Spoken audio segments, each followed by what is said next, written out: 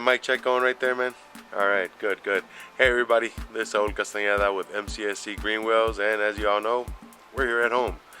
And what we're gonna do here right now is gonna give you a quick update with everything that's been going on with our 1986 four-ride notch that we call the Sandbox. Now, you know, we picked up this car, I want to say there's right around January, out of Utah. Around February, you know, right around there, we got it. So we picked it up out of Utah, and when it came in, it was basically a roller. Had a couple dents, had a couple rust spots, and you know, the more and more we dug into it, the more and more we saw. It wasn't that bad, needless to say, considering that it wasn't a Midwest car, because we all know here in the Rust Belt, forget it, man. You know, we wouldn't be able to find this car out here in the conditions that it is. And so just to give you a quick update of what's happening with it, right before we move along, basically what we've done to it, with the good help of our good friend, you know, Mr. Tamba, as we call him, Mano Negra here. This car, as you saw, came in with the original color of this, the sand beige. Everything that happened to it, we found some rust spots underneath, especially on the bottom floor where the heater core and your heater box sits. It must have had a leaky heater core, because we all know that happens, and they must have forgotten about it, which kind of ate away at some spots. We also had a couple rust spots over here down the pillar wall. That got taken care of. We welded all that in.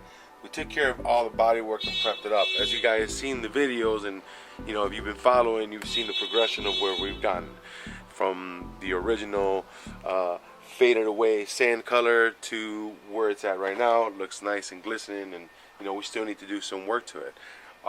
Everything's been straightened out. We straightened out the bottom the bottom radiator support a little bit. It's not the best, but you know what, we plan on using this car just a little bit more than your average just show car. We are going with a barrel engine in here, and we're going to be gearing up to getting that ready to be put inside. So we're going to get some motor mounts for that and start fitting the bad boy in here, and trying to see if we can find ourselves a bell housing, transmission bell housing. It's very hard. I guess they're not around here, or even QuickTime is out of stock of them. So we're going to be subjected to heading down to or calling Australia and any of those mates out there to give us a hand. Australia guys. Anyways, moving along, we saw you guys seen the car taken apart. Pretty much we used all our primer. He did, Mr. Tommy did a lot of good work here. Straightened out. We had big dent here in the front. That's gone. We had dent right here this was pushed in with the door. Looks like it got hit over there, and then this pushed in, so of course that's gone. We had a couple dents on the hood that were taken care of, I think right here in the edge especially, and towards the front. I'll bring that down so you guys can take a look at that. And what we had it at, it was right around here. Somebody had hit it, so now it's gone. And again, this is our first paint job, and we did this out here, so considering for what it is, I think we did a pretty dandy job, and can't wait to just see it, beat it up a little bit. Maybe we'll get to paint it again. So along with that, removing all these little extra parts, we took off the hood hinges and the hood locks and everything, cleaned them all up. So, you know, knocked off some rust, threw on some of our very famous Rust-Oleum rust dissolver on there, and then used some of our Eastwood Diamond Clear just to prevent any rusting. And I think it just pops out more, as you can see, even with our little this is our wiper motor over here. We did the same thing.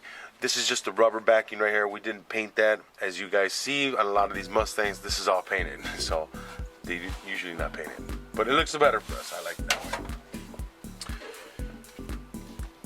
Along with most of everything that's been going on, now we're also going to get ourselves geared up into doing the rear end as well too. We already got our rear end in from All-Star Powder Coatings. They did we have our 8.8 gears, we're 373, and our axles and everything. So we're going to go ahead and rebuild that with our new calipers from our 94 Mustang setup. So we already got all that from powder coating. Stay tuned for those videos, guys, because we're going to put together those calipers, and then we're going to put together that differential, and we're going to slap it up here. Don't want to hear any questions of how I did it either, because we're going to take our time with it, I hope. We are going ahead. We also got, let's see now down in here in the wheel well, to just give it a little bit of a different color, but also because we know that this gets all splashed around.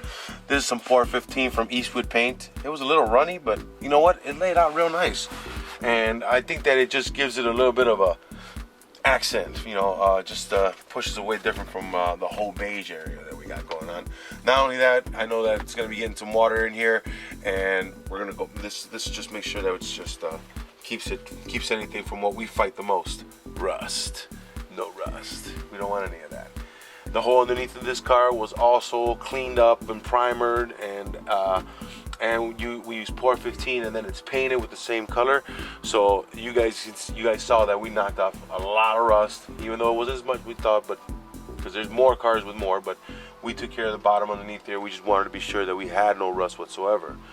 Along with that, we are about to install the rear bumpers and the front bumper, the rear bumper and the front bumper. And you guys saw with that, our original front bumper was completely mangled up.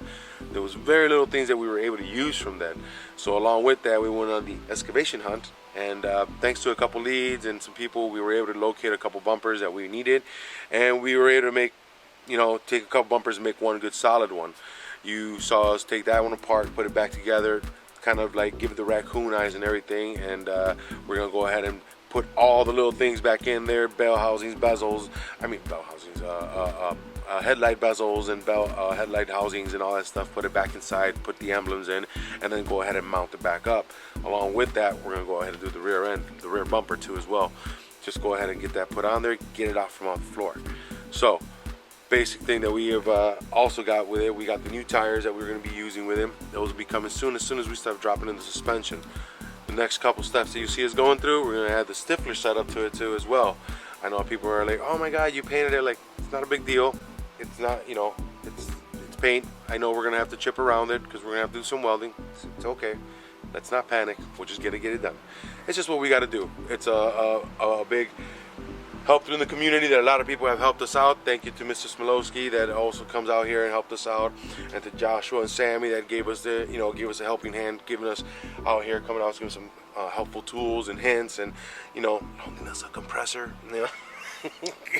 So thanks to all those guys. So what we're gonna do next, we're gonna go see if we can get these bumpers mounted. Stay tuned.